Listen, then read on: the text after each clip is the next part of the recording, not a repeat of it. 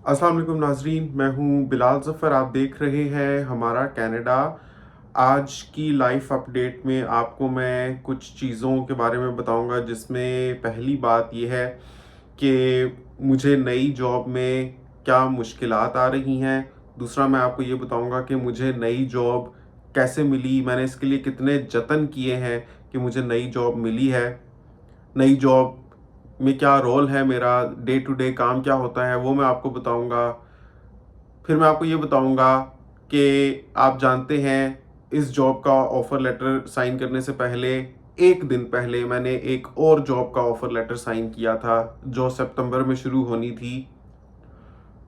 उस जॉब के general manager से मेरी क्या बात हुई है, क्या वो विलिंग है to let go of me ताकि मैं ये नई जॉब कर सकूं, या मेरे और उनके दरमियान क्या एग्रीमेंट तय पाया है, वो आपको बताऊंगा मैं।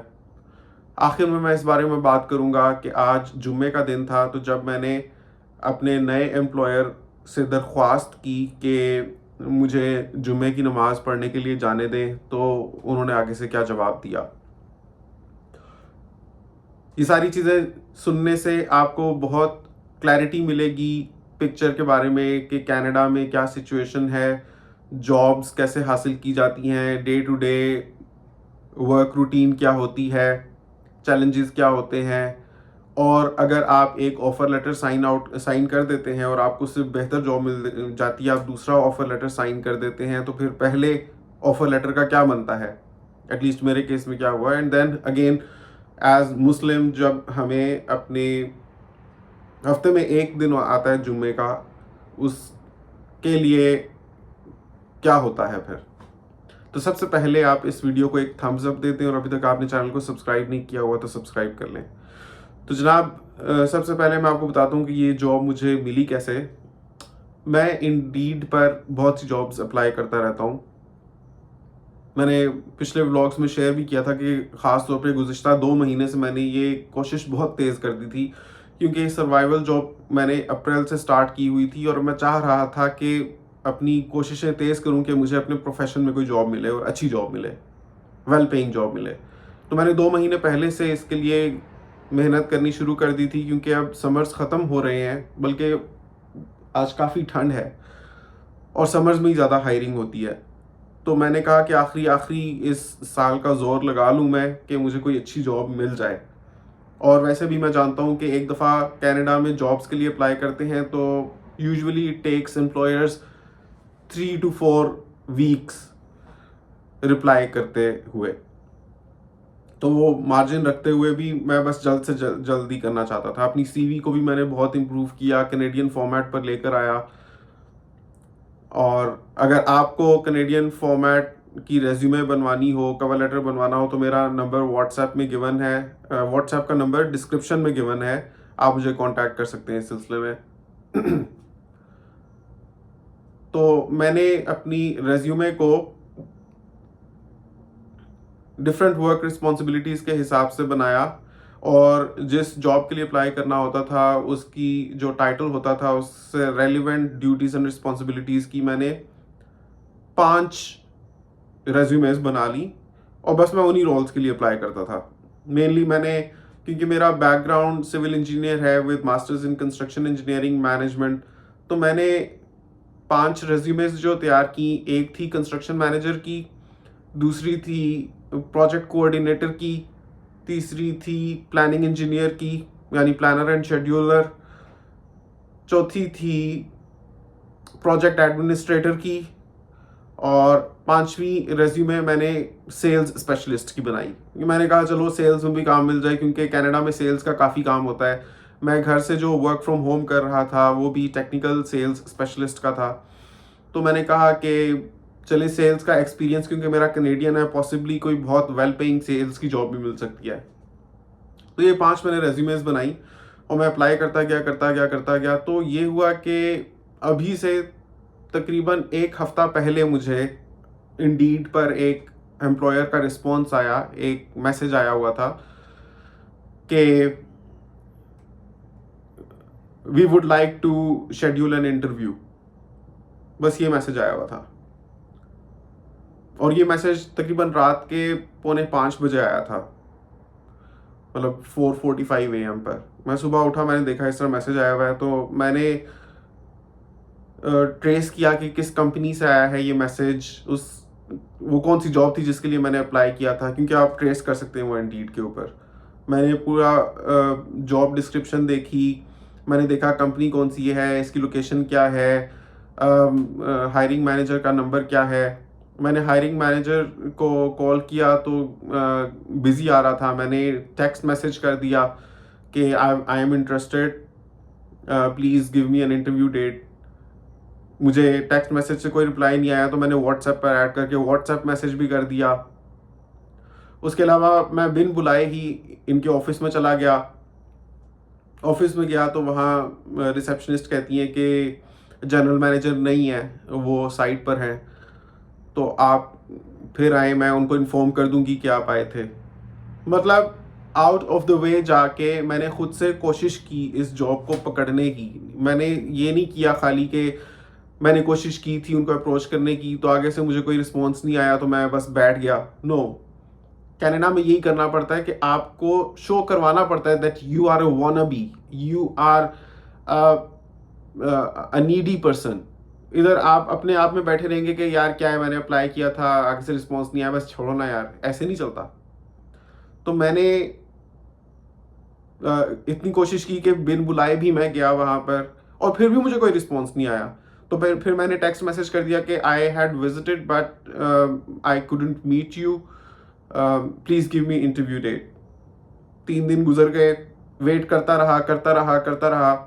दूसरी जानिब जो सितंबर में जॉब स्टार्ट होनी है, उनके जनरल मैनेजर से मेरी पहले से बात चली आ रही थी। हमारी एक अंडरस्टैंडिंग थी कि अब नज़दीक ही था वो वक्त कि मैं ऑफर लेटर साइन करूँगा। लेकिन मैं चाह रहा था कि मुझे अपने फील्ड में के काम मिल जाए, ये वाला प्रोजेक्ट मैनेजर का, तो नथिंग लाइक दैट। इसी वजह से मैं उसको पोस्टपोन किए जा रहा था, लेकिन मुझे जवाब नहीं आ रहा था यहाँ से। बिल आखिर मैंने होप लूज़ कर दी, क्योंकि अपनी तरफ से जो कर सकता था मैंने कर लिया हुआ था, लेकिन दिन गुजरे जा रहे थे और मैं मज़ीद डिले करके सितंबर वाली जॉब को भी शक में नहीं डालना चाहता था।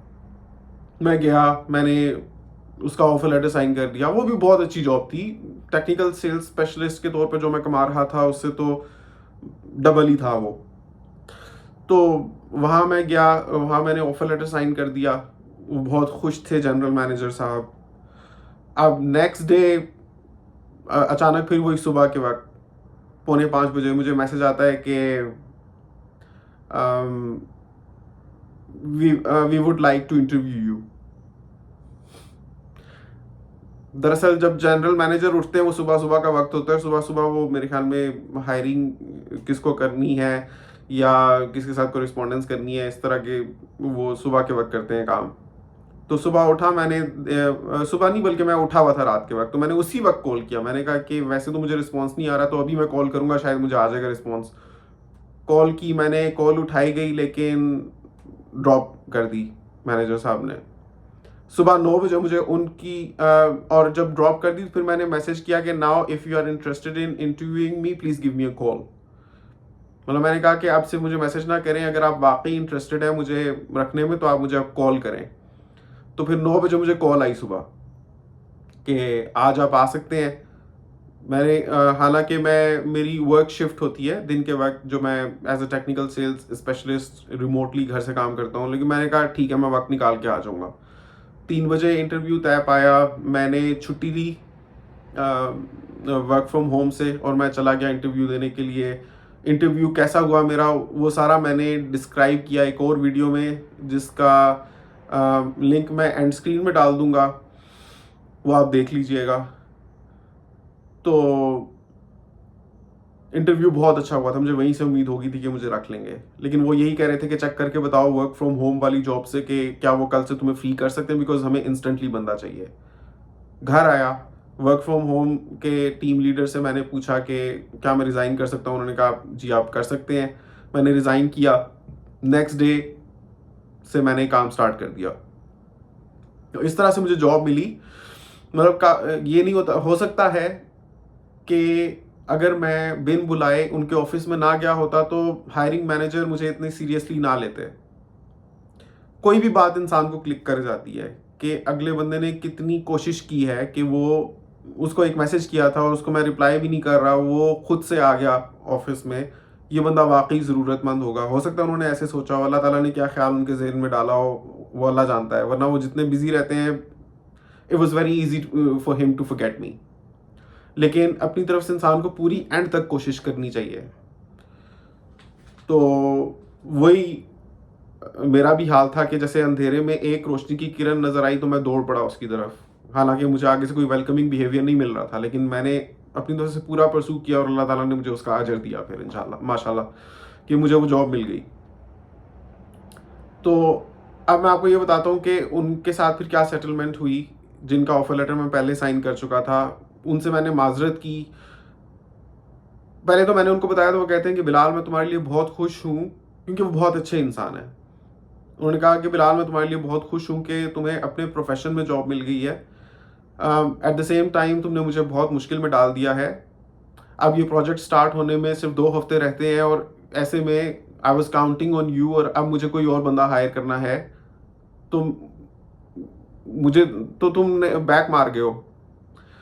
तो मैंने कहा कि नहीं ठीक है, मैं ज़बान इंसान की ज़्यादा इंपॉर्टेंट होती है, मैं छोड़ देता हूँ इस प्रोजेक्ट मैनेजर की जॉब को, मैं आपके साथ आता हूँ, आपके साथ पहले कमिटमेंट की थी। कहते हैं नहीं नहीं नहीं, इस तरह नहीं, मुझे पता है कि अब तुम अंदर से अच्छा फील नहीं करोगे और मैं भी ये गिल्ट नहीं लेना चाहता, क्योंकि वाकई जिस किस्म की तुम्हें जॉब मिल रही है, ऐसी जॉब लेने के लिए, इस पे स्केल पे जॉब लेने के लिए लोग प्रोविंसेस चेंज कर लेते हैं, अपने घरों से दूर जाके बेड स्पेसेस में रहते हैं। लेकिन तुम्हें अल्लाह ताला ने अगर अता फरमा दी है और अपने घर के करीब ही, तो ये उसकी मेहरबानी मानता हूँ मैं।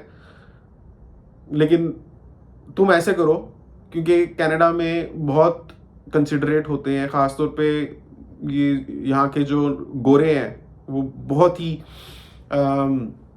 अंडरस्टैंडिंग और अकोमोडेटिंग होते हैं। तो तुम उनसे बात करो कि अगर वो मानते हैं तो हर रोज़ में से 3 घंटे तुम्हें फ्री कर दिया करें, तो वो तुम मुझे दे दिया करो। मैं जानता था, मुझे अंदाज़ा था ये पॉसिबल होगा नहीं, क्योंकि एज अ प्रोजेक्ट मैनेजर बहुत हेक्टिक रूटीन होती है, एक एक मिनट काउंटेड होता है आपका। तो आप पूरा दिन गुजरने के बाद भी अपने काम कंप्लीट नहीं कर पाते, तो कैसे ही आप उसमें से 3 घंटे निकाल कर दूसरे जगह पर चले जाएंगे। और कौन मानेगा, क्यों मानेगा कोई? मेरे रिप्लेसमेंट्स तो उनको बहुत मिल जाएंगे, उनको क्या ज़रूरत पड़ी है एक ऐसे बंदे को रखने की जिसके साथ इतनी मुसीबतें लगी हुई हैं। लेकिन फिर भी मैंने उनको दिलासा दिया, मैंने कहा ठीक है मैं बात करूंगा, बिकॉज वो बहुत अच्छे इंसान है और वाकई मेरी वजह से उनकी शेड्यूल डिस्टर्ब हो गया और अब he has to go through a whole lot of exercise. And again वो he was being considerate towards me के मैं कह भी रहा था कि मैं आपके साथ आ जाता हूँ, लेकिन वो कह रहे थे नहीं, इतनी अपॉर्चुनिटी अच्छी तुम मत मिस करके मेरे पास आओ, मैं देख लूँगा। तो फिर मैंने नेक्स्ट डे बात की और वो मेरे जनरल मैनेजर इतने अच्छे हैं, उन्होंने कहा कि ठीक है बिलाल, आप अगर जाना चाहते हो डेली 3 घंटे के लिए जाओ, लेकिन काम में हर्ज नहीं आना चाहिए। ये तो उन्होंने कह दिया, लेकिन काम में हर्ज ना आए ये तो हो नहीं सकता, क्योंकि एज अ प्रोजेक्ट मैनेजर इतनी हेक्टिक रूटीन होती है कंस्ट्रक्शन प्रोजेक्ट्स पर कि जिसकी कोई हद नहीं। मैंने पहले भी देखा हुआ है, दुबई में भी ये कल्चर देखा हुआ है।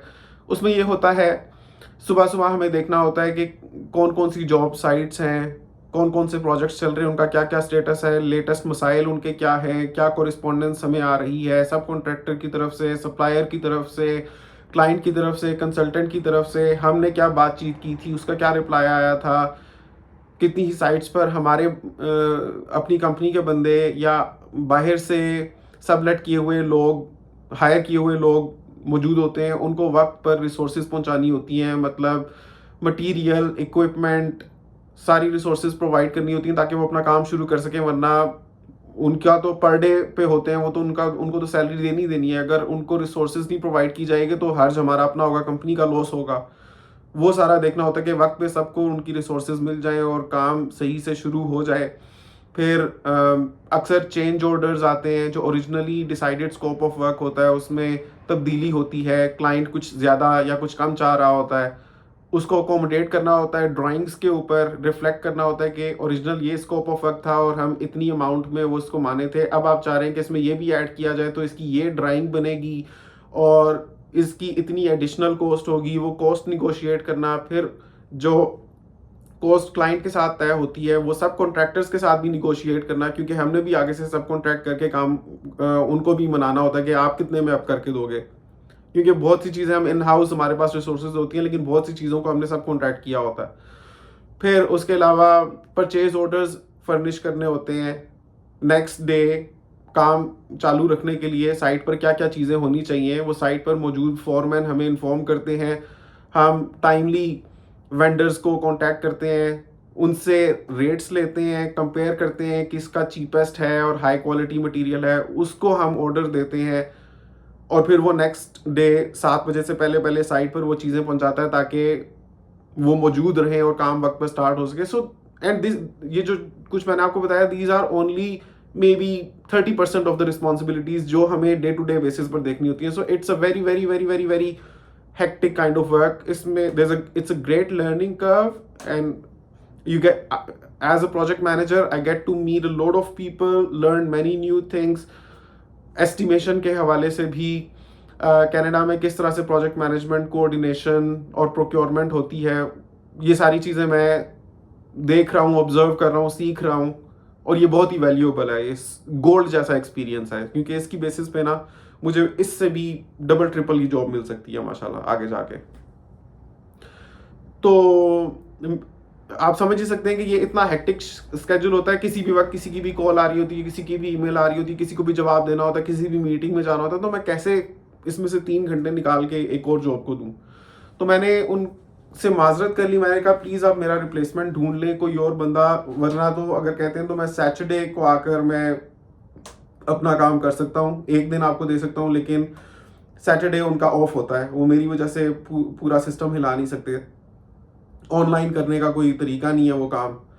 मैंने कहा फिर आप मेरी वर्क शिफ्ट अभी सितंबर से स्टार्ट करने की बजाय फरवरी से स्टार्ट कर लें, तो फिर पॉसिबली मैं इस चीज़ को देख सकता हूँ। तो अभी यहाँ तक बात है कि पॉसिबली वो रीस्केड्यूल कर रहे हैं और जो मेरा काम था उसको फरवरी पर ले जाएंगे, लेकिन again he will be expecting me to visit to start doing it in February, which I am very sceptical about. जैसा कि मैंने आपको बताया कि मेरी जो वर्क रिस्पॉन्सिबिलिटीज़ हैं, but again he is a very understanding person. फरवरी तक अगर वो रीस्केड्यूल कर लेते हैं तो होपफुली उनको उनकी मर्जी का बंदा मिल जाएगा। समहाउ शायद उन्होंने मुझे बोला भी कि बिलाल आप मुझे बहुत पसंद आए हो और मुझे बहुत खुशी है कि you are joining our team. बंदे तो ऑनेस्टली इतने उनको मिल सकते हैं कि कनाडा में बहुत से लोग तरस रहे हैं जॉब्स को, एंड आई एम श्योर कि जितनी उनकी पीआर है, जितना उनकी रीच है, सोशल कनेक्शंस हैं, उनके लिए बंदा फाइंड आउट करना मसला नहीं है। बट समहाउ होता है ना कि बंदे को क्लिक कर जाती है कि यार ये वाली चीज़ ये बंदा ठीक कर लेता, इसको मैं किसी भी तरीके से अगर पॉसिबल है तो ऑन बोर्ड लूँ। बहरहाल मैं दुआ करता हूँ अल्लाह ताला मुझसे भी बेहतर सबब उनका बनाए और वो जो हासिल करना चाहते थे वो उससे भी बेहतर तरीके से उनको हासिल हो जो उनको मुझसे होता। बहरहाल उनकी मेहरबानी है कि उन्होंने मुझे ज्वाइन करने दी दूसरी जॉब, हालांकि मैं उनका ऑफर लेटर साइन कर चुका था और मैं खुद ये नहीं समझता कि ये पॉसिबल है कि मैं इसमें से वक्त निकाल कर उसको दूँ। तो ये मैंने आपको इसका बताया कि उस ऑफर लेटर का क्या बना। अब मैं आपको ये बताता हूँ कि क्या हुआ जब मैंने अपने जनरल मैनेजर को बोला कि मुझे नमाज पढ़ने जाना है जुम्मे की। तो वक्त आ रहा था करीब, तो मेरी कोई ऐसी बात तो हुई नहीं थी उनके साथ पहले इंटरव्यू के दौरान कि जुम्मे को मुझे जाना होगा, और मेरे घर से मस्जिद बहुत करीब है, 5 मिनट्स ड्राइव पर है, बमुश्किल I would say rather 2 minutes drive पर है, लेकिन पैदल बहुत वक्त लगता है। मेरे पास अभी गाड़ी नहीं है और बस का इंतज़ार करना हो तो बस में आने जाने में टोटल 1 घंटा लग जाता है। तो मैंने उनको फ़ोन किया, मैंने कहा कि ज़ाहिर इंग्लिश में बात की, वो अंग्रेज़ हैं। मैंने कहा कि मुझे फ्राइडे प्रेयर्स के लिए जाना है, हफ्ते में 1 दफ़ा जाना होता है। तो उन्होंने कहा yeah sure go, no problem, absolutely. इसका मुझे बहुत खुशी हुई कि हम लोग समझते हैं कि यहाँ पर शायद ये लोग मुसलमान नहीं है तो हमारी भी ज़रूरतों को समझेंगे नहीं, तो ऐसा नहीं होता। They are very accommodating generally और बहुत हेल्पफुल होते हैं, बल्कि अप्रिशिएट करते हैं। तो मैं मज़े से गया नमाज़ पढ़ने के लिए, तकरीबन मुझे उसमें 50 मिनट्स लग गए जाकर वापस आने में, क्योंकि खुतबा भी सुनना होता है सारा कुछ। तो मुझे माशाल्लाह मैं पढ़ पाया जाके मस्जिद में जुम्मे की नमाज, बहुत अच्छा मुझे लगा इस चीज़ के बारे में भी। तो बस मुश्किलात अभी ये हैं कि जिस बंदे की जगह पे मुझे हायर किया गया है वो बंदा बस 1 हफ्ता और वहाँ पर होगा, उसके बाद वो चला जाएगा। तो अभी जॉब शैडोइंग का प्रोसेस है कि मैं उससे काम सीख रहा हूँ, इन द सेंस कि ऑब्जर्व कर रहा हूँ डे टू डे बेसिस पर वो क्या करता है। लेकिन it will take me time to get the gist of it and get the hang of it. यानी मेरे हाथ चल जाए उस सारे सिस्टम के ऊपर, किधर कौन सी फाइल पड़ी है, कौन से फोल्डर में कौन सी कॉरिस्पॉन्डेंस है, स्कैन कैसे करना है, प्रिंट कैसे करना है, परचेज ऑर्डर्स कैसे बनाने हैं, चेंज ऑर्डर्स कैसे बनाने हैं, शॉप ड्राइंग्स कैसे बनानी है, मॉडिफाई कैसे करनी है। बोलने में तो मैं बोलता जा रहा हूँ ये, लेकिन एक एक जो प्रोसेस है ना, it is a very very very time consuming process and requires input from multiple people at managerial level as well as my co-workers और सब stakeholders, subcontractors वगैरह, client and consultant included। तो अभी तो बमुश्किल मैं इतना ही समझ पाया हूँ कि कितने प्रोजेक्ट्स हैं, कौन कौन सी साइट्स हैं, किस किस तरह का काम हो रहा है। लेकिन हर प्रोजेक्ट की अपनी ट्रिमेंडस डिटेल है, हर प्रोजेक्ट की अपनी ड्राइंग्स हैं, हर प्रोजेक्ट के अपनी कॉरेस्पॉन्डेंसेस का सेट है, हर प्रोजेक्ट का अपना प्रोग्रेस स्टेटस है। फर्ज करें कि 20 प्रोजेक्ट्स चल रहे हैं, तो अभी आज मेरा दूसरा दिन था, तो मैं कैसे ही समझ पाऊंगा कि 20 प्रोजेक्ट्स पर किसका क्या स्टेटस है, किस पर क्या कॉरेस्पॉन्डेंस हो रही है, किस प्रोजेक्ट पर कौन सा फॉरमैन है, किसका कौन सा कंसल्टेंट है, किस सब कॉन्ट्रैक्टर से मटेरियल लेकर किस जॉब साइट पर भेज रहे हैं। सो ये चीज़ें सीखते तो नहीं, मतलब करते करते करते करते इंसान समझ जाता है और उसको रट जाती हैं। लेकिन for a new person, specially जब एग्जिस्टिंग बंदा जा रहा हो और मुझे पता है 1 हफ्ते में ये सारा लोड ऐसे धड़ाम से मेरे ऊपर गिरेगा, मुझे ईमेल्स आ रही होंगी, ये people will be expecting replies from me, responses from me, के फ़ौरन से मैं उनके मसाइल हल करूं, उनको मटेरियल्स भिजवाऊं या उनके चेंज ऑर्डर्स अप्रूव करवाऊं या परचेज ऑर्डर्स फर्निश करूं या मैं विजिट करूं साइट पर, प्रोग्रेस देखूं। तो वो सब कैसे होगा ये सोच के मैं थोड़ा सा परेशान हूँ।